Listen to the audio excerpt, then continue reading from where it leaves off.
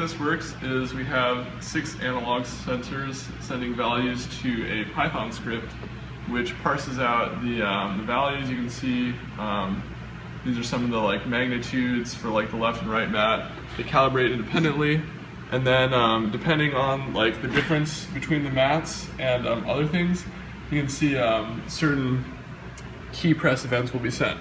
So it all maps to keyboard events at the end of the day. You can see there's a jump that happened in code. It's pretty straightforward. We just have an event handler, and we register events like fire. That's when they use the handheld controller to send a B button. Here's jumping and right and left steps. So yeah, depending on the way we handle stepping is that you when you alternate sides, then every time you alternate, it'll send a press, so that if you're standing on one foot, it's not it doesn't think you're moving. And the handheld controller is pretty straightforward. It just has a vibration motor, and when it receives a magnitude or an acceleration greater than a threshold, it'll send an event, and that's just received on the mat embed as well. It's completely wireless. Yeah, look at that. All right, so I'm going to talk to you a little bit about the hardware of the mat. Essentially, we have 6 load sensors. These have small strain gauges inside of them, inside of the little putty there. Essentially, you press here, and it acts as a lever and kind of bends this ever so slightly in order for the strain gauge to pick up a reading. Resistance changes on the order of milliohms, and from that reading, we were able to set up this wonderful circuit here. Here we have 6 sensors all hooked up to instrumentation amplifiers. We have a reference sensor as well. Essentially, you run 5 volts through the white and the black wires here, and the reading comes out through the red wire. So we hook those up for 6 sensors. They're located in the mat in a triangular fashion.